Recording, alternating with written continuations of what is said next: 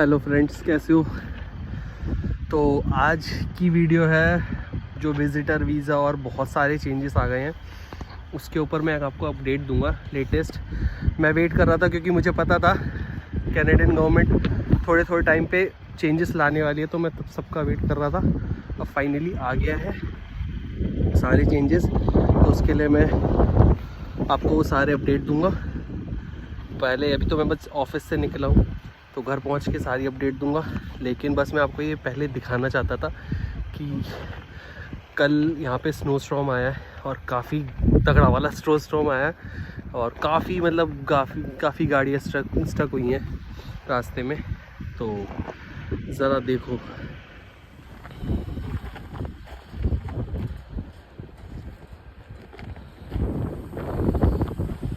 ये देखो, ये देखो कैसे बड़े बड़े पहाड़ बना के रख दिए बर्फ़ के।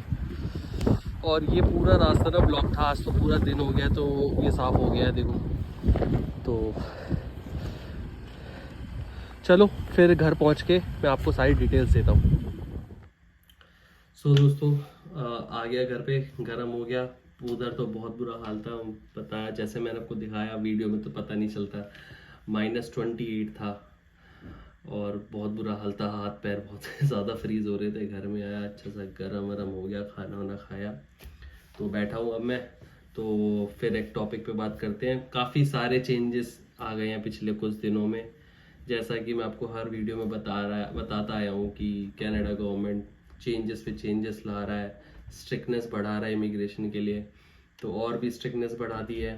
पहली जो जानते होंगे आप, विजिटर वीज़ा पे जो बहुत बड़ी जो अपडेट आई है वो ये आई है कि पहले क्या होता था, विजिटर वीज़ा में हम जो भी अप्लाई करते थे, जब भी अप्लाई करते थे और वीज़ा अप्रूव होता था, तो वो मल्टीपल एंट्री वीज़ा होता था और उसकी जो वैलिडिटी होती थी कि वो होती थी मैक्सिमम अप टू 10 साल। और जितनी भी आपकी पासपोर्ट की वैलिडिटी बची है, तो लेट सपोज पासपोर्ट की वैलिडिटी अगर 8 साल बची है, तो 8 साल के लिए वीज़ा मिल जाता था, visitor visa. Multiple entry 6 months आप एक बार के लिए रह सकते थे, एक्सटेंशन डाल सकते हैं उसमें भी। लेकिन अब जो चेंजेस आया वो मल्टीपल एंट्री वीज़ा उन्होंने एक तरह से बोला नहीं है कि हम पूरा तरीके से बंद कर दिया है। उन्होंने बोला है ये सब्जेक्टिव है और it totally depends on visa officer.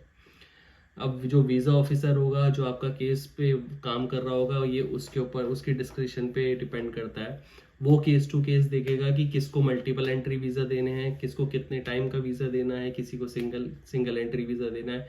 ये डिपेंड केस टू केस करेगा। फॉर एग्जाम्पल, आपके अगर जैसे फैमिली आ रही है, family in the sense parents आ रहे हैं, ग्रैंड पेरेंट्स आ रहे हैं अगर मिलने, तो उस केस में मेरे हिसाब से मल्टीपल एंट्री वीज़ा मिल सकता है। मोर देन 6 मंथ्स का वीज़ा दे सकते हैं वो। क्यों? क्योंकि आप बेसिकली यार समझो, कनाडा गवर्नमेंट ना यहाँ पे टेम्परेरी रेसिडेंट कम करना चाहती है। टेम्परेरी रेसिडेंट आई मीन वो बंदे जो यहाँ पर आके टेम्परेरी रेसिडेंट बन के आते हैं और फिर यहाँ पर काम वाम ढूंढने में लग जाते हैं और फिर यहीं पे रह जाते हैं।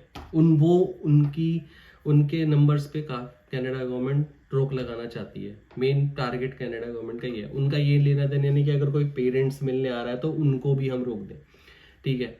तो अगर अगर आपके पेरेंट्स आ रहे हैं, जैसे मैंने भी अपने मम्मी के लिए वीज़ा अप्लाई करा हुआ है, तो मैं होपफुली एक्सपेक्ट कर रहा हूँ कि वो मल्टीपल एंट्री वीज़ा देंगे। उस पर भी कोई भी अपडेट आएगा तो मैं आपको बताऊंगा।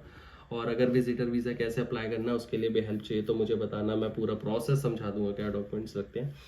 तो एक तो ये डिपेंड करता है कि आप क्या केस टू केस क्या है। लेकिन अगर आप कोई बिजनेस मीटिंग के लिए आ रहे हो, कोई एक पर्टिकुलर इवेंट के लिए आ रहे हो और उनको उस केस में लगता है कि नहीं, मेरे को मतलब उस केस में लगता है कि ये पर्टिकुलर बंदा यहाँ पर आएगा और वापस नहीं जाने के इसके चांसेस है, तो वो ऐसा कर सकते हैं कि सिंगल एंट्री वीज़ा देंगे। और ऐसा कोई नहीं है कि वो सिर्फ 6 महीने का देंगे।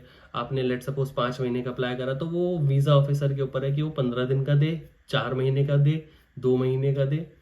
Totally depend on visa officer. तो ये एक बहुत बड़ा चेंज आया है जिससे काफ़ी काफ़ी फ़र्क पड़ेगा।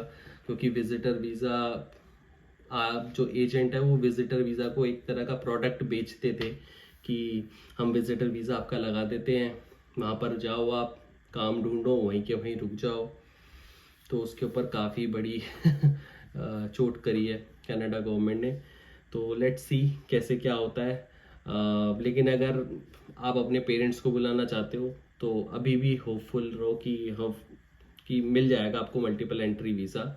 और बाकी मैं अपना हैंड ऑन एक्सपीरियंस तो आपको बता ही दूंगा, मेरी मम्मी का क्या आया वीज़ा का रिज़ल्ट। बाकी जो दूसरा एक बहुत बड़ा चेंज आया है अभी रिसेंटली, जो स्टूडेंट वीज़ा अप्लाई करते थे अपनी कंट्री से हम लोग, और तो उसकी एक पर्टिकुलर उन्होंने कैटेगरी बना रखी थी, visa category, that is called student direct stream. तो वो लगभग मिला के 14 कंट्रीज़ के लिए स्पेसिफिक कैटेगरी वो बनाई गई थी। इसके अंदर इंडिया भी है, चाइना भी है, और भी एक दो मतलब अपनी साउथ एशियन कंट्रीज़ हैं। और एक नाइजीरियन SDS कैटेगरी वो अलग बना रखी थी, वो जो सिर्फ नाइजीरिया के लिए थी। तो उन्होंने वो ये कैटेगरी का वीज़ा बंद कर दिया है। अब मैं आपको बताता हूँ SDS होता क्या है। SDS बेसिकली क्या होता है, एक वीज़ा कैटेगरी के एक तरह का ना फास्ट प्रोसेसिंग कैटेगरी थी कि अगर आप इसके अंदर अप्लाई करोगे तो हम आपको जल्दी वीज़ा दे देंगे। हालांकि जो करंट टाइमलाइन चल रही थी उसके अंदर कोई खास फर्क रह नहीं गया था SDS और नॉन SDS कैटेगरी में, लेकिन फिर भी उन्होंने ये कैटेगरी बंद कर दी है। अब आप इसके अंदर अप्लाई नहीं कर सकते। इफेक्टिव इमीडिएट से उन्होंने बिल्कुल बंद कर दिया कि आप इसके अंदर अप्लाई कर ही नहीं सकते। आपको नॉर्मल प्रोसेसिंग मतलब नॉर्मली जो टेम्परेरी रेसिडेंट का वीज़ा कैटेगरी होती है उसके अंदर अप्लाई करो, और जो नॉर्मल उसकी भी टाइमलाइन होती है वो आपके ऊपर एप्लीकेबल होगी। तो उसके अंदर क्या होगा कि भैया लंबा टाइम लगेगा, तो होपफुली आपको ये हो सकता है कि भैया आपको अपना जो एडमिशन है वो डेफर करना पड़े नेक्स्ट सेशन के लिए। तो अब ये चीज़ हो सकती है। तो इससे भी काफ़ी फर्क पड़ेगा अपने टेम्परेरी रेसिडेंट पे। देखो हर जो रूल आ रहा है ना, सारे रूल आ रहे हैं वो कहीं ना कहीं घूम फिर के टेम्परेरी रेसिडेंट के ऊपर हिट कर रहे हैं। टेम्परेरी रेसिडेंट की जो नंबर्स है वो कनाडा यहाँ पे अपने कनाडा में बंद करना चाहती है, मतलब कम करना चाहती है, उसको काफ़ी हद तक कम करना चाहती है। अभी रिसेंटली शायद परसों जस्टिन ट्रूडो ने एक अपने ही चैनल पे वीडियो बना के वीडियो अपलोड करी है।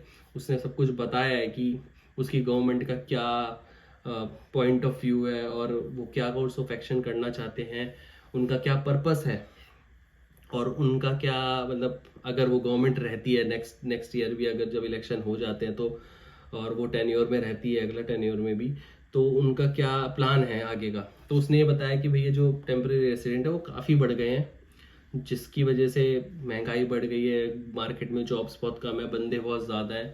तो इन सबको सेटल डाउन करने के लिए, मैच करने के लिए वो बेसिकली टेम्परेरी रेसिडेंट पे और इवन जो परमानेंट रेसिडेंट आ रहे हैं उसके नंबर्स काफ़ी कम करना चाहते हैं अगले 3 साल के लिए। हर साल कम करते जाएंगे ताकि 3 साल के बाद मार्केट में सिचुएशन ऐसी हो जाए कि हाँ जॉब्स की अवेलेबिलिटी ज़्यादा है, बंदे कम है। फिर उसके बाद वो धीरे से दोबारा से जो इमिग्रेशन के मतलब ये नंबर्स हैं वो धीरे धीरे बढ़ाते रहेंगे, ये उसने कहा है अपनी वीडियो में। तो इससे भी आप यही एक्सपेक्ट करो कि और भी जो चेंजेस आने वाले हैं, आ चुके हैं, वो सब के सब इसी पे डिपेंड करेंगे कि भैया अब नंबर्स धीरे धीरे इमिग्रेशन के कम होंगे अगले 3 सालों के लिए एटलीस्ट, अगर ये गवर्नमेंट रहती है तो। और अगर दूसरी गवर्नमेंट आती है तो यार ये भी एक्सपेक्ट यही करना तुम, क्योंकि वो ऑब्वियसली वो इमिग्रेशन के इतने मतलब सपोर्ट में नहीं है। और वो ट्रूडो के अगेंस्ट जो अपनी जो बोलते हैं ना चुनाव में अपना पॉइंट जो रख रही है वो यही रख रही है कि उन्होंने इमिग्रेशन में बहुत सारे बंदों को बुला लिया। तो ऑब्वियसली आप उनसे भी एक्सपेक्ट यही करना कि वो भी इमिग्रेशन पे नेगेटिव इम्पैक्ट आएगा। तो बाकी उन्होंने, लेकिन जैसे मैंने बोला है कि हेल्थ कैटेगरी जो कैटेगरी स्पेसिफिक ड्रॉ है वो हमेशा होते रहेंगे। यही बात ट्रूडो ने भी बोली। वो अपनी प्रोविंस टू प्रोविंस जो उनके मार्केट में जिन लोगों की ज़रूरत है, जैसे आपके हाउस बिल्डर हुए, मतलब घर बनाने में जो भी आपके कंस्ट्रक्शन वर्कर्स लग रहे हैं, और हेल्थ केयर प्रोफेशनल है, उनको वो हमेशा बुलाते रहेंगे। ठीक है, क्योंकि उसकी डिमांड है, अभी भी है और हमेशा रहेगी। क्योंकि यार इतने लोग हैं और उनका टारगेट है कि भैया इतने सालों में इतने मिलियंस घर बनाने हैं, तो वो कैसे पूरे होंगे। और मेडिकल लाइन में तो यार इनके पास हमेशा एम्प्लॉय की शॉर्टेज है ही। ठीक है, क्योंकि तभी तो मेडिकल यहाँ का इतना मतलब वो है कि यार बहुत वेट करना पड़ता है, क्योंकि मेडिकल में बंदों की शॉर्टेज है, तो उसके लिए हमेशा बंदों की कमी रहेगी। तो अगर आप उस कैटेगरी, स्पेसिफिक कैटेगरी में अप्लाई करो तो आपके चांसेस अभी भी बहुत ज़्यादा हैं। तो यही सब है, मैं आपको बताना चाहता था कि ये अपडेट आई है विजिटर वीज़ा, स्टूडेंट एसडीएस और जो ट्रूडो की खुद की वीडियो आई है। पर्पस सबका बस यही है कि टेम्परेरी रेसिडेंट कम करने हैं।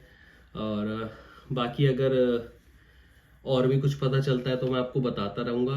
और अगर आपको, जैसे मैंने अभी बताया कि मैंने मम्मी के विजिटर वीज़ा अप्लाई करा है, तो अगर आपको जानना है कि विजिटर वीज़ा में क्या क्या डॉक्यूमेंट्स लगते हैं, कैसे क्या पूरा प्रोसेस होता है, तो उसके ऊपर भी मैं वीडियो बना सकता हूँ।